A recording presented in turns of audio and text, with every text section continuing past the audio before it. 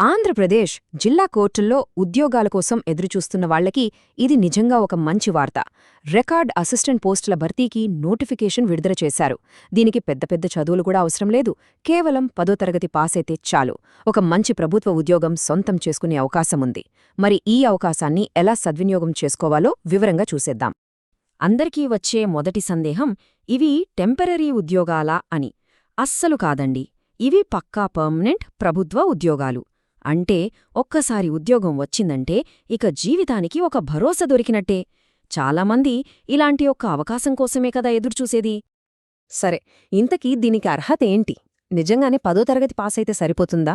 లేకపోతే ఇంకేమైనా అదనపు సర్టిఫికెట్లు, డిప్లొమాలు లాంటివి ఏమైనా అడుగుతారా? ఇది చాలామంది మదిలో మదిలే ప్రశ్న.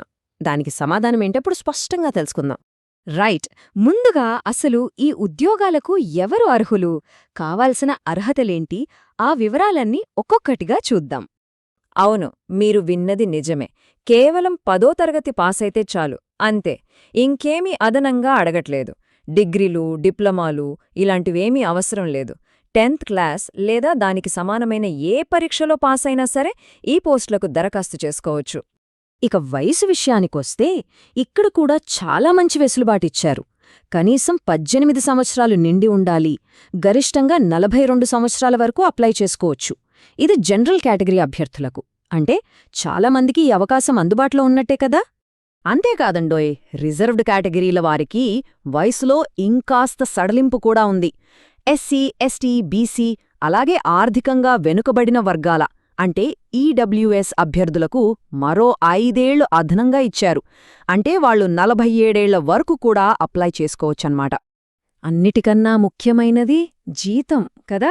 ఉద్యోగంలో చేరిన మొదటి నెల నుంచే అన్ని అలవెన్స్లు కలుపుకుని చేతికి సుమారుగా 30,000 రూపాయలకు పైగా వస్తుంది.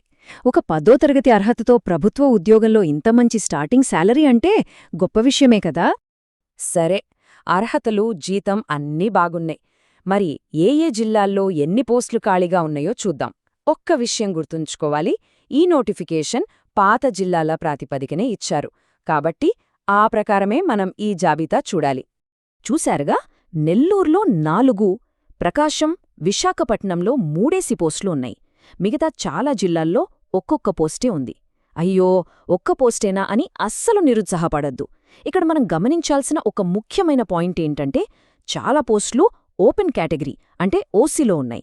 దానివల్ల రిజర్వేషన్తో సంబంధం లేకుండా ఎవ్వరైనా సరే ఆ పోస్టులకు పోటీపడచ్చు. ఇది చాలా పెద్ద ప్లస్ పాయింట్. ఓకే, అర్హతలు, ఖాళీల వివరాలు చూశాం. ఇప్పుడు అసలు విషయానికొద్దాం. ఈ ఉద్యోగాలకు ఎలా దరఖాస్తు చేయాలి? ఆ ప్రక్రియ ఏంటి?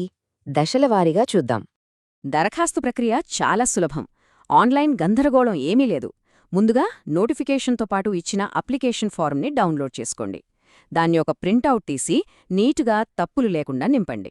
అడిగిన సర్టిఫికెట్లన్నింటికీ జిరాక్స్ కాపీలు జతచేసి పోస్ట్లో పంపించేయడమే, అంతే.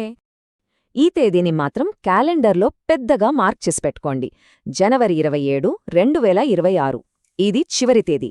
గుర్తుంచుకోండి, ఇది మనం పోస్ట్ చేసే తేదీ కాదు, మన దరఖాస్తు వాళ్ల ఆఫీస్కి చేరాల్సిన చివరి తేదీ. కాబట్టి ఒక్కరోజు కూడా ఆలస్యం చేయకుండా వెంటనే పంపించడం చాలా ముఖ్యం.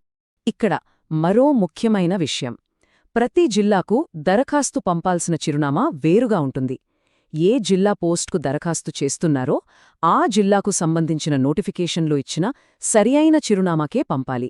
చిరునామా విషయంలో పొరపాటు చేస్తే దరఖాస్తు తిరస్కరించే అవకాశముంది, జాగ్రత్త. సరి, దరఖాస్తు పంపించేశాం.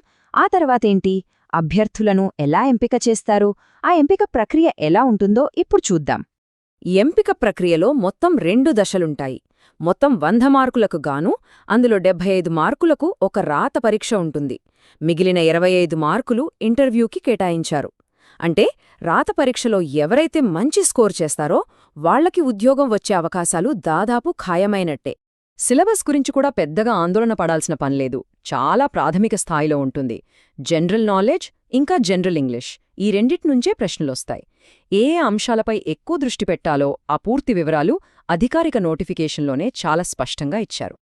ఇక దరఖాస్తు ఫీజు వివరాలు చూస్తే ఓసీ, బీసీ మరియు ఈడబ్ల్యూఎస్ కేటగిరీల అభ్యర్థులకు 1000 రూపాయల ఫీజుగా ఉంది. అదే ఎస్సీ, ఎస్టీ అభ్యర్థులైతే 500 రూపాయలు చెల్లిస్తే సరిపోతుంది. ఇప్పటివరకు అన్ని వివరాలు చూశాం కదా, ఇప్పుడు చాలా ముఖ్యమైన విషయం ఒకటి చెప్పాలి. చాలామంది పోస్టులు తక్కువగా ఉన్నాయి అని తేలిగ్గా తీసుకుంటారు. కానీ అక్కడే అసలైన అవకాశం దాగి ఉంది. అదేంటో చెప్తాను. ఒక్కసారి తార్కికంగా ఆలోచించండి. పోస్టులు తక్కువగా ఉన్నాయి కదా అని చాలామంది దరఖాస్తు చేయడానికే వెనకడుగు వేస్తారు. మనకెందుకొస్తుందిలే అని అనుకుంటారు. అందరూ ఇలాగే అనుకుంటే ఏమవుతుంది? సహజంగానే పోటీ అనేది భారీగా తగ్గిపోతుంది. సో ఎక్కడైతే పోటీ తక్కువగా ఉంటుందో అక్కడే కదా మనం ఉద్యోగం సాధించడానికి ఉత్తమ అవకాశం ఉండేది. మనకు కావాల్సింది 100 ఉద్యోగాలు కాదు కదా, మనకంటూ ఒక్క పోస్టు చాలు. ఆ ఒక్క పోస్ట్ మన జీవితాన్నే మార్చేయచ్చు. కాబట్టి పోస్టుల సంఖ్య చూసి నిరాశపడకుండా ఈ అవకాశాన్ని తప్పకుండా ఉపయోగించుకోండి. తక్కువ పోటీ ఉండే ఈ ఒక్క ఉద్యోగం మీ తలరాతను మార్చేస్తుందేమో. ఒక్కసారి ఆలోచించండి.